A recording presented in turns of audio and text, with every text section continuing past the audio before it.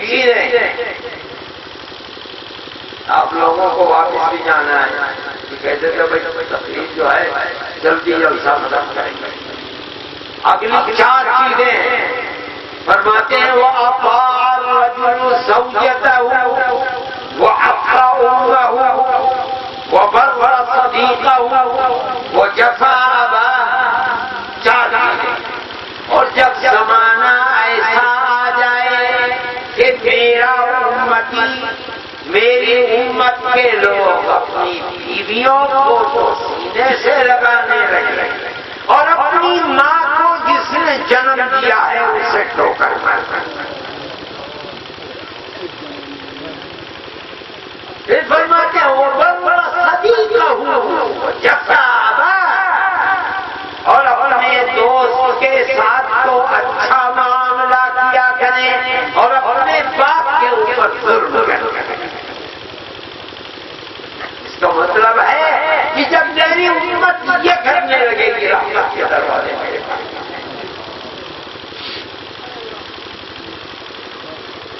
دیکھو غور کرو جو جوان ہیں وہ بھی جو ادھیڑ عمر کے ہیں وہ بھی کہاں ہے؟ ماں باپ کا حق کون ادا کیوں ادا کرتا ہے؟ بہت بہت حدیث میں قرآن میں ماں باپ کا حق اللہ کے حق کے بعد دوسرے نمبر پر بتاتے ہیں. وَإِذَا أَخَذْنَا مِيثَاقَ بَنِي إِسْرَائِيلَ لَا تَعْبُدُونَ إِلَّا اللَّهَ وَبِالْوَالِدَيْنِ إِحْسَانًا. ہم نے بنو اسرائیل سے پہلا عہد لیا اللہ کے حق. اے بنو اسرائیل اللہ کے سوا کسی کی عبادت نہیں کرو. کسی کی عبادت نہیں کرو گے اللہ کے سوا. یہ کس کا حق ہے؟ اللہ کا. اور دوسرا عہد کیا لیا تھا؟ ملا کر اور ماں باپ کے ساتھ اچھا اپنے حق کے ساتھ ملا کر. دوسری جگہ قرآن میں وَاعْبُدُوا اللَّهَ وَلَا تُشْرِكُوا بِهِ شَيْئًا وَبِالْوَالِدَيْنِ إِحْسَانًا. اے لوگوں اللہ کی عبادت کرو، اللہ کا کسی کو شریک نہ بناؤ. یہ کس کا حق ہے؟ اللہ. اور دوسرا حکم کیا دیتے ہیں؟ وَبِالْوَالِدَيْنِ إِحْسَانًا. اور ماں باپ کے ساتھ یہ ہے ماں باپ کا حق. تیسری جگہ وَقَضَىٰ رَبُّكَ أَلَّا تَعْبُدُوا إِلَّا إِيَّاهُ وَبِالْوَالِدَيْنِ إِحْسَانًا. اللہ نے فیصلہ فرما دیا اے لوگوں اس ایک اللہ کے سوا کسی کی عبادت نہ کرو. یہ تو اللہ کا فیصلہ فرمایا.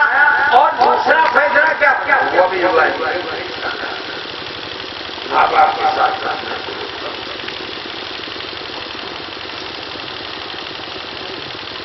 کیا ہو رہا ہے؟ اللہ ماں باپ کا حق بتا رہا ہے. قل تعالوا اتل ما حرم ربكم عليكم الا تشركوا به شيئا وبالوالدين احسانا. پہلے نمبر پر اللہ کا حق اور دوسرے نمبر پر ماں باپ کے ساتھ حسن سلوک. کہاں ہے میرے بھائی؟ یہ دیکھو تو ہے کیسے. اور ماں باپ کے ساتھ حسن سلوک اللہ کی رحمت کا جو دیکھ لیں. حدیث میں آتا ہے کہ ایک شخص آپ کے پاس آیا اور آ کر کہنے لگا یا رسول اللہ. بعض روایات میں میرا باپ اور بعد میں میری ماں. یا رسول اللہ کہو بالکل اپاہج ہے. میں اس کی خدمت کرتا ہوں اور جو خدمت بچپن میں وہ میری کرتی تھی، سلاتی تھی، اٹھاتی تھی، کھلاتی تھی، پلاتی تھی، نہلاتی تھی، پیشاب کراتی تھی، پاخانہ کراتی تھی، آج وہ بالکل اپاہج ہے، سب میں کراتا تھا۔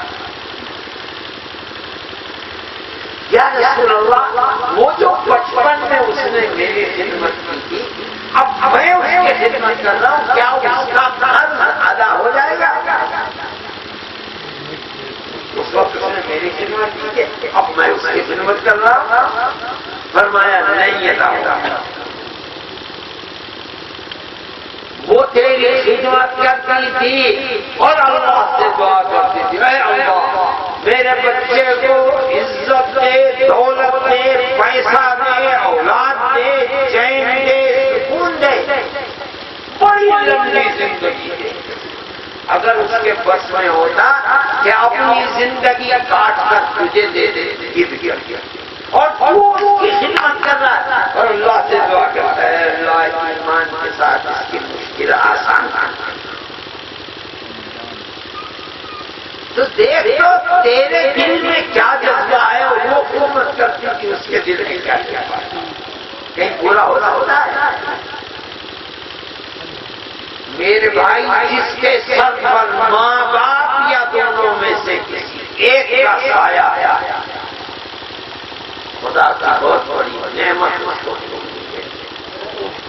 رسی ہے مضبوط اللہ کی رحمت تک پہنچنے، ان کے حق کو ادا کرنا، اور کہاں تک حق ادا کرنا؟ حضرت معاذ بن جبل رضی اللہ تعالیٰ عنہ کو 10 نصیحتیں اللہ کے نبی نے فرمائی، اس میں پہلی نصیحت تو وہی ہے، یا معاذ لا تشرک باللہ شیئا وَإِن قُتِلْتَ وَرُزِقْتَ، اے معاذ اللہ کا کبھی کسی کو شریک نہ بنانا۔ اگر دنیا کہے کہ شریک بنا، نہیں تو تجھے قتل کر دے گا، فرماتے ہیں قتل ہو جانا، شریک نہ بنانا۔ وَحُرِّقْتَ، اگر کہیں شریک بنانے تو تجھے زندہ کو آگ میں جلا دیں گے، جل جانا، شریک نہ بنانا۔ پہلی نصیحت۔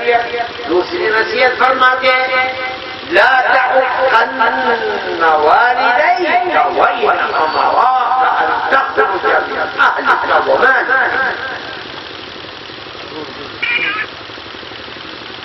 ہرگز اپنے ماں باپ کی نافرمانی نہ کرنا۔ کہاں تک؟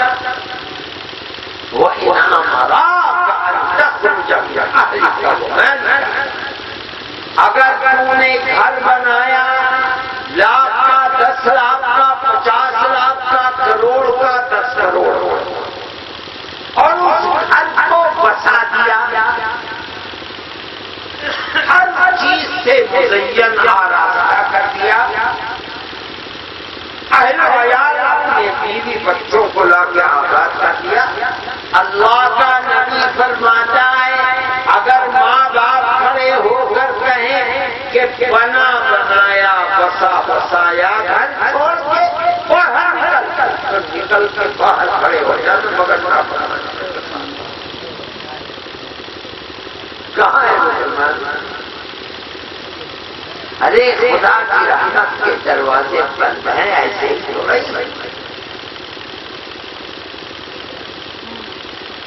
غور کرو کہاں ہے؟ کون اپنے ماں باپ کو نہیں کرتا؟ یاد رکھو خدا کی رحمت کے دروازے بند۔